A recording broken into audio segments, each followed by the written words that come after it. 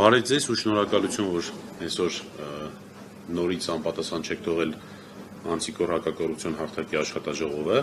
Հիշեցնեմ, որ առաջին մեր աշխատաժողովը վերաբերում էր ընդհանրապես համակարգային կոռուպցիայի դրսևորման բոլոր ձևերին, բոլոր ոլորտներում,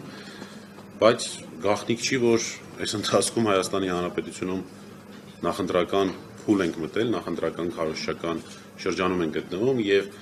Անտիկորը մոտ 1 ամիս տևողությամբ հետազոտություններ իրականացրեց նախընտրական քարոզչության ընթացքում, թեև պաշտոնապես քարոզչությունը, եթե չեմ սխալվում, 7 կամ 8 օր է արդեն որ սկսվել է, բայց դրանից առաջ էր, քանի որ ոչ պաշտոնական, բայց քարոզարշավը շարունակվում էր, մենք իրականացնում էինք հետազոտություններ, որի ընթացքում պիտի արձանագրենք, որ տասնյակ, եթե չեմ սխալվում, 16 ուղղություններով մեր փորձագետները, անտիկորի փորձագետները արձանագրել են համակարգային կոռուպցիայի լուրջ մեծ խնդիրներ։ Դրանց մասին իրականում շատ ենք խոսել ժամանակի ընթացքում, բայց մինչև հիմա պիտի հատուկ առանձնացնեմ, որ շարունակում են որպես ճնշման միջոց, որպես կոռուպցիայի դրսևորման միջոց, շարունակում են արդիական լինել քրեական օրենսգիրքը, քրեական վարույթները, որովհետև ոնց որ թե այս իշխանության համար ամենաուժեղ մուրճը դարձել է քրեական օրենսգիրքը եւ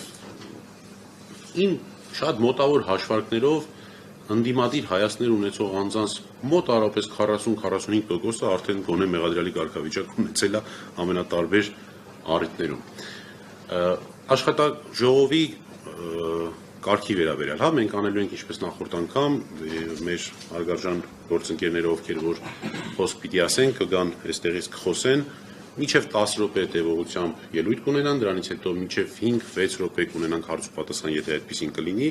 եւ այդպես կշարունակենք։ Նախապես ասեմ, որ երկար չի տևելու այսօրվա մեր աշխատաժողովը, ինչպես նախորդ անգամ էր, դրա պատճառներից մեկն այն է, որ այսօր ունենք կոնկրետ նեղ ուղղվածություն եւ այսօրվա աշխատաժողովը նվիրված է նախընտրական այս փուլում կոռուպցիոն, համակարգային կոռուպցիոն դրսևորումների հետ։ Ես կարճ ուղղակի այդ մեր հետազոտությունների ուղղությամբ արձանագրեմ, որ քրեական հատկապես վարույթների շրջանակներում նկատվում են կուսակցությունների, ընդդիմադիր կուսակցությունների նկատմամբ թե տոտալ գաղտնալսումները մենք արդեն գիտենք, որ բոլորին այսպես գաղտնալսում են, հիշելով օրինակ Բագրատ Սրբազանի հետ կապված քրեական վարույթը, հիշելով Խաչիկ Գալստյանի հայրենի կուսակցության գլխավոր քարտուղարի հետ կապված ձայնագրություն եւ բազմաթիվ այլ ձայնագրություններ, մենք տեսել ենք մի իրողություն, որ իշխանությունը կամ ավելի ճիշտ այս դեպքում իրավապահ մարմինները այդ ձայնագրությունները ձևախեղում են, խմբագրում են, փոփոխում են, մոնտաժում են եւ հրատապ ներկայացնում են հանրությանը որպես ապացույց այն բանի, թե իբր կոնկրետ թիրախավորված այս քաղաքական ուժը կամ այս անձը կատարել են, ընտրակաշառք են բաժանել, հավաքներին մասնակցելու համար նյութապես շահագրգռել են, եւ որ ամենակարևորն է, որի մասին մենք շատ ենք վերջերս խոսում, հատկապես 5 իրավապաշտպանների նախաձեռնության շրջանակներում Վարազդատ առաջինը այս հարցը բարձրացրեց, որ հակակոռուպցիոն կոմիտեն օրինակ յուրաքանչյուր ձայնագրությունը հրապարակելուց կամ մամուլի հաղորդագրությունը հրապարակելուց հետևողականորեն նշում է կուսակցության անունը։ Օրինակ, ուժեղ Հայաստան կուսակցության դրոշներ են ցույց տալիս։ Ես գտնում եմ կամ մենք գտնում ենք, որ հակակոռուպցիոն կոմիտեի խնդիրը ոչ թե կոնկրետ քաղաքական ուժին թիրախավորելը պիտի լինի, այլ ընդհանրապես ընտրակաշառքների դեմ պայքարը եւ հակակոռուպցիոն կոմիտեի համար նշանակություն պիտի չունենա դա ուժեղ Հայաստանն արեց, Հայաստան դաշինքն արեց, քաղաքացիական պայմանագիրն արեց եւ այլն, այսինքն որպես կանխարգելում, որը հաճախ վերջի շրջանում ներկայացում է, թե իբր այդ անունները տալը նպատակ ունի նաև կանխարգելելու, այ հենց որպես կանխարգելում պետք է նշանակություն չունենա կոնկրետ անունը։ Պետք է լինի ընդհանուր ձևակերպումներ առանց նշելու կոնկրետ ուժի անուն։ Իսկ ինչի է կոնկրետ ուժերի անունները նշվում, շատ պարզ պատճառով, որովհետև էլի մեր գնահատմամբ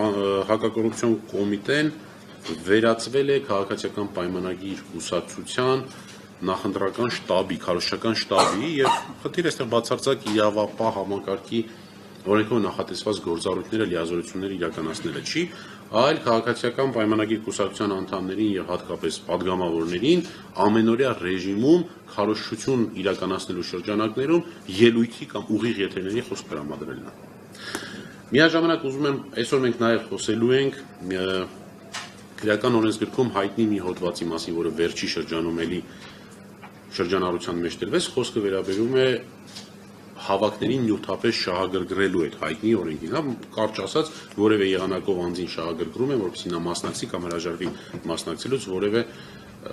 քաղաքական միջոցառման հավաքի։ Այս հոդվածի հետ կապված Սահմանադրական դատարանը